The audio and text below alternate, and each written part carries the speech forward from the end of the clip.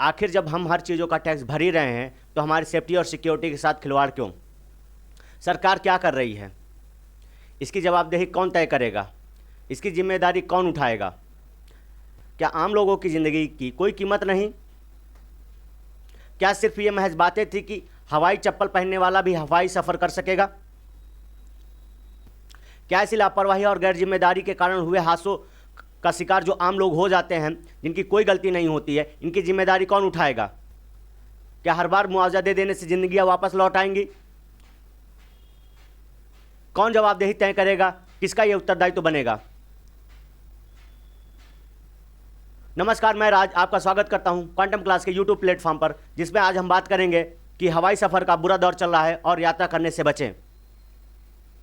परिवार के साथ रहें और जान जोखिम में बिल्कुल ना डालें, क्योंकि बीते 24 घंटों पर लगभग 5 से ज़्यादा फ्लाइटें कैंसिल हो चुकी हैं, जिनका कारण कहीं टेक्निकल खराबी था, कहीं बम होने की आशंका है और कहीं पहियों से धुआं निकल रहा है। ये इतनी लापरवाही कैसे होते जा रही हैं?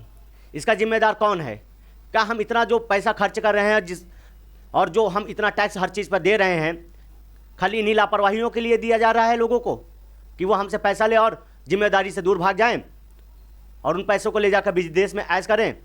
आप मुझे कमेंट बॉक्स में बताइएगा कि किसकी जिम्मेदारी बनती है इन सारी चीज़ों के लिए।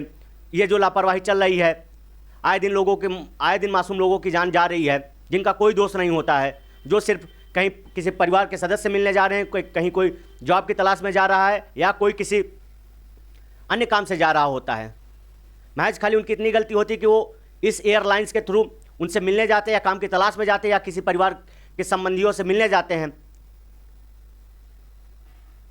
इसलिए कह रहा हूँ, घर पे रहिए, यात्रा करने से बचिए, जान जोखिम में बिल्कुल न डालिए और परिवार के साथ वक्त बिताइए। जो भी काम हो बाद में कर लीजिएगा और हो सके तो एयरलाइंस का सहारा बिल्कुल मत लीजिए। चलिए आइए जानते हैं मैं ऐसा क्यों कह रहा हूँ। एयरलाइंस का खराब दौर, हाल बेहाल, यात्रा करने से बचे। पिछले 24 घंटों में 5 फ्लाइट्स की इमरजेंसी लैंडिंग, देरी और बम की घटनाएं सामने आई हैं। मैं इसलिए कह रहा हूं कि यात्रा करने से और खासकर हवाई यात्रा करने से बचें। हालांकि सुरक्षित तो कुछ भी नहीं है, ना ट्रेन है, ना रोड है और ना ही हवाई यात्रा है। इसलिए कोशिश करिए कि घर पे ही रहें और परिवार के साथ वक्त बिताएं।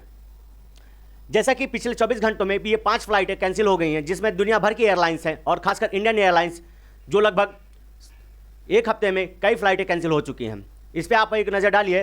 तो एयरलाइंस की मैं बात कर लेता हूँ और इसके बाद ये सऊदी अरब एयरलाइंस की बात कर लूँ और इसके साथ ये जो लुफ्थांसा की जो है एयरलाइंस है, ये भी कैंसिल हो चुकी है। इनमें कहीं कोई एक टेक्निकल खराबी है, कहीं बम होने की आशंका है और कहीं पहियों से धुआं निकल रहा है।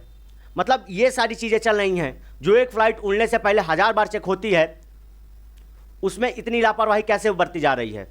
ये सारी चीज़ें कैसे हो रही हैं? मतलब अथॉरिटी और इसके प्रति जिम्मेदार लोग लापरवाही बरत रहे हैं। अगर खबरों की बात करें तो हांगकांग इंटरनेशनल एयरपोर्ट से दिल्ली के लिए एयर इंडिया की फ़्लाइट AI 315 ने उड़ान भरी, लेकिन टेक्निकल खराबी के संदेह के कारण लगभग 90 मिनट तक की जहाँ फ़्लाइट वापस हांगकांग लौट गई। यह जानकारी फ़्लाइट टेकर्स के जरिए भी सामने आई। मतलब ये जो है आज तक के न्यूज़ के हिसाब से इन्होंने यह छापा है कि एयरलाइंस में कितनी खराबियाँ चल रही हैं लगातार।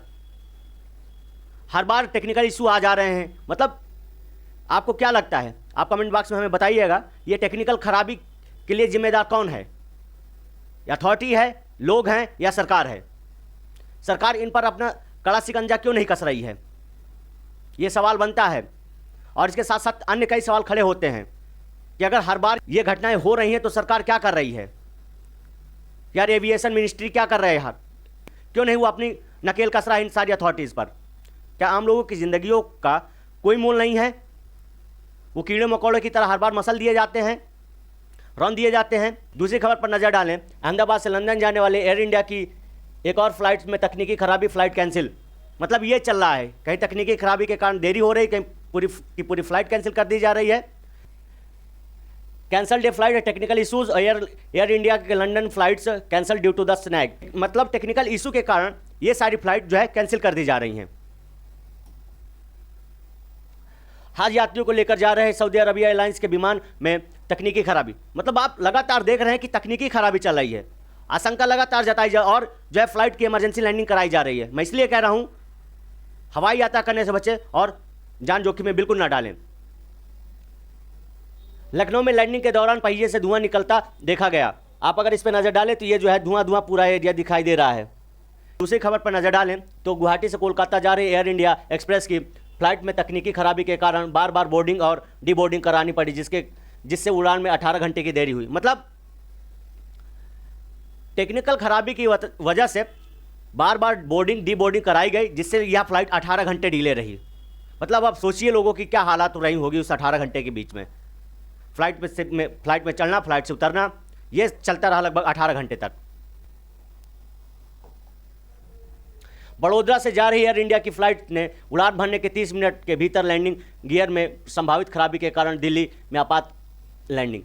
मतलब आप देख रहे हैं ये महज एक हफ्ते के अंदर की बात है, और मैं बात करूं तो 3 से 4 दिन के भीतर की बात है, जिसमें लगातार फ्लाइटों के अंदर टेक्निकल खराबी आ रही है और उनकी इमरजेंसी लैंडिंग कराई जा रही है।